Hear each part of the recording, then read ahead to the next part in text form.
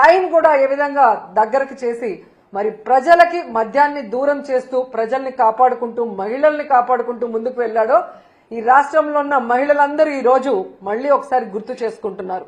ఎందుకంటే ఈ రోజు ఈ రాష్ట్రంలో నారావారి ఈ కల్తీ సారాతో ఎంత మంది రాష్ట్ర వ్యాప్తంగా చనిపోతున్నారు, దీని వెనక అంటే ఈ రాకెట్ వెనక పెద్ద పెద్ద వాళ్ళు ఎలా ఉన్నారో సాక్ష్యాధారాలతో కూడా మీకు బయటకు వస్తున్నాయి. నిజంగా ఎంత సిగ్గుచేటంటే ఈరోజు ఈ మొలకల చెరువులో బయటపడ్డ కల్తీ మద్యం స్కామ్ చూస్తే ఈ టీడీపీ నాయకులు అనేవాళ్ళు డెకాయిట్ల కన్నా బందిపోట్ల కన్నా ఎంత ఘోరంగా తయారయ్యారో మనకు అర్థమవుతుంది. ఎందుకంటే జగన్మోహన్ రెడ్డి గారిని కొట్టే దమ్ము లేక ఈవీఎంలను మేనేజ్ చేసుకొని జగన్మోహన్ రెడ్డి గారు ఇస్తున్న మంచి సంక్షేమ పథకాలు ఇవ్వటమే కాకుండా సూపర్ 6 ఇస్తాము, ఇద్దరుంటే ఇద్దరికి నలుగురుంటే నలుగురికి అని ఏ విధంగా అబద్ధాలు చెప్పి అధికారంలోకి వచ్చింది ప్రజలకి మంచి చేయడానికి కాదు, ప్రజల్ని పీల్చి పిప్పి చేయడానికి అనేది ఈ రోజు తెలుగుదేశం పార్టీ వాళ్ళు మరొకసారి నిరూపిస్తున్నారు. నిజంగా ఈరోజు ఈ రాష్ట్ర ప్రజలు తెలుసుకోవాల్సింది ఒక్కటే, ఎందుకంటే చంద్రబాబు నాయుడు అనేవారు ఎప్పటికీ మారడు.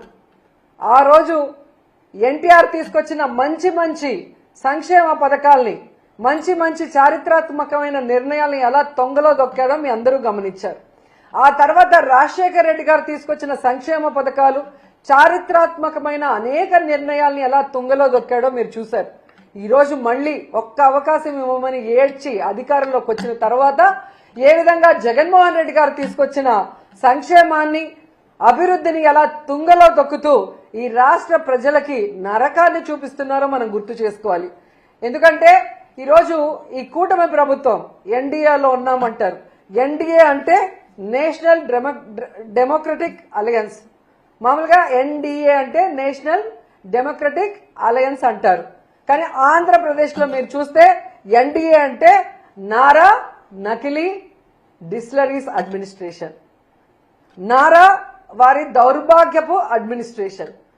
ప్రజల్ని దోచుకోవడానికి రాష్ట్రాన్ని దోచుకోవడానికే ఈ నారా వారి కూటమి ఏ విధంగా పనిచేస్తుందో మనం అందరం కూడా ఒకసారి గమనించాలి. ఎందుకంటే ఈరోజు ఈ కల్తీ సారాన్ని తయారు చేసేది ఎవరు, దీన్ని బెల్ట్ షాపులు బార్లు పర్మిట్ల రూమ్ ద్వారా ప్రజల వద్దకు చేరుస్తుంది ఎవరు, దీనివల్ల ప్రజల ప్రాణాలు తీస్తుంది ఎవరు అంటే పై నుంచి కింద వరకు మొత్తం తెలుగుదేశం పార్టీకి సంబంధించిన నాయకులు అనేది స్పష్టంగా మనకు ఈరోజు సాక్ష్యాధారాలతో కూడా దొరికిపోయింది. ఎందుకంటే ఈరోజు ఏ జిల్లాలో చూసినా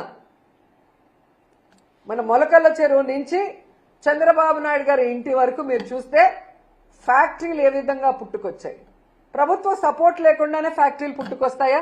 ఒక ఫ్యాక్టరీ కట్టాలంటే రాత్రికి రాత్రి కట్టే పరిస్థితి కాదు. మరి ఈరోజు రాష్ట్రం అంతా ఫ్యాక్టరీలు పెట్టడమే కాకుండా ఈ కల్తీ మద్యాన్ని ఏ విధంగా చాలా ప్లాంట్ గా ఒరిజినల్ బాటిల్స్ ఆ సీల్స్ ఆ స్టిక్కర్లు ఎక్కడి నుంచి తెచ్చారో నిజంగా వీళ్ళు చేసే ఎదవ పనిని కూడా అంత పర్ఫెక్ట్ గా చేసి ఈరోజు ప్రజల జీవితాలు తీసుకుంటూ ముఖ్యంగా ఈ కల్తీ మద్యంతో మహిళల పసుపు కుంకాలు చెరిమేస్తూ వాళ్ళ మంగళసూత్రాలని మట్టిలో తొక్కేస్తూ సిగ్గు లేకుండా మళ్ళీ చంద్రబాబు నాయుడు గారు ఈరోజు డైవర్షన్ పాలిటిక్స్ కి ఎలా తెరలేపారో మీ అందరూ కూడా చూడాలి. ఎందుకంటే ఈయన మొదటి నుంచి కూడా మహిళా ద్రోహే. మహిళ అంటే గౌరవం లేదు, కోడలు మగపిల్లాని కంటే అత్త సంతోషించదా అని ఆడదాని పుట్టుకనే ఈయన అపహాస్యం చేసిన వ్యక్తి.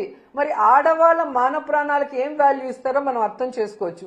ఈ చంద్రబాబు నాయుడు కూటమి ప్రభుత్వం అధికారంలోకి వచ్చాకే ఈ కల్తీ మద్యం గాని ఈ గంజాయి గాని డ్రగ్స్ గాని ఏ విధంగా విచ్చలవిడిగా పెరిగిపోయినాయి.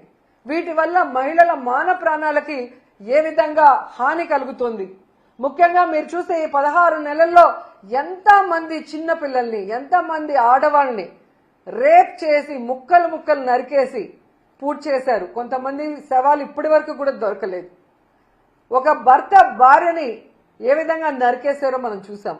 ఒక కొడుకు తాగేసి తల్లిని ఎలా నరికేశాడో మనం చూస్తున్నాం. అంటే చంద్రబాబు నాయుడు గారి ప్రభుత్వంలో ఈ గంజాయి డ్రగ్స్ ఈ కల్తీ మందు వల్ల ఏ విధంగా విచక్షణ కోల్పోయి ఆడవాళ్ళ మీద దాడులు చేస్తూ ఆడవాళ్ళని రేప్ చేస్తూ ఆడవాళ్ళ జీవితాన్ని నాశనం చేస్తున్నారు. అలా కాకుండా ఈ మద్యం తాగిన వాళ్ళు ఎంతమంది చనిపోతున్నారు, దానివల్ల ఎంతమంది కుటుంబాలు రోడ్డు మీదకి వస్తున్నాయి, ఎంతమంది ఆడపడుచుల మంగళసూత్రాలు తెగిపోతున్నాయో ఒకసారి మనం ఆలోచించాలి. ఈ కల్తీ మద్యం వల్ల ఎన్ని రోడ్ యాక్సిడెంట్స్ అవుతున్నాయి, ఎంతమంది కుటుంబాలు వీధిన పడుతున్నారో ఒకసారి మనం అందరం కూడా ఆలోచించాలి.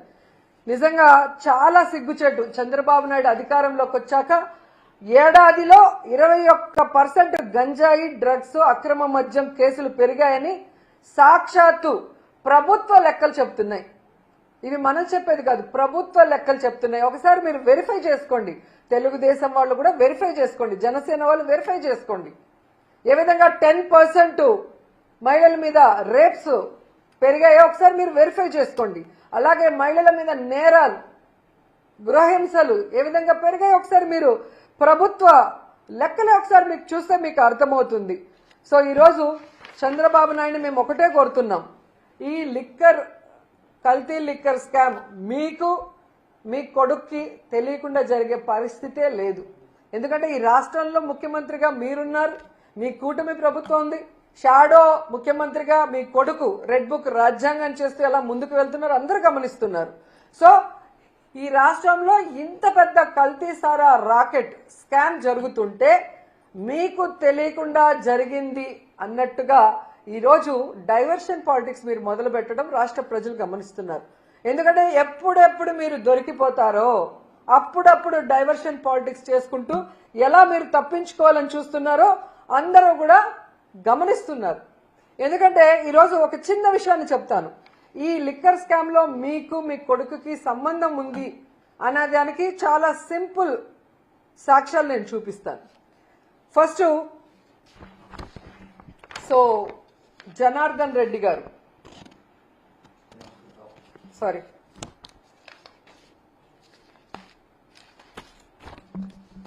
జనార్దన్ రావు గారు. సో ఈయన తంబలపల్లి ఎమ్మెల్యేగా మొన్న పోటీ చేశారు. జయచంద్ర, అది ఫోటో మిస్ అయింది. సో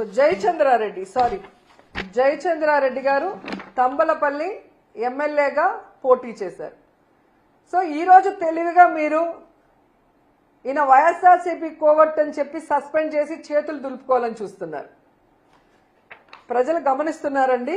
ఈ జయచంద్రారెడ్డికి మీరు బీఫామ్ ఇచ్చేటప్పుడు పక్కనే జనార్దన్ రావు A1 మొలకల చెరువులో ఇబ్రహీం పటేల్లో ఫ్యాక్టరీలున్న ఈ జనార్దన్ రావు గారు కూడా పక్క నుండి తీసిచ్చారు. అండ్ ఈరోజు సౌత్ ఆఫ్రికాలో ఏదో వైఎస్ఆర్సీపీ వాళ్ళతో వీళ్ళు బిజినెస్ చేస్తున్నారని మీరు చెప్పడం ప్రజలకి బుర్ర లేదనుకొని మీరు అనుకుంటున్నారేమో కానీ మీకు బుర్ర లేదు అనేది ప్రజలు గమనించాల్సిన విషయం.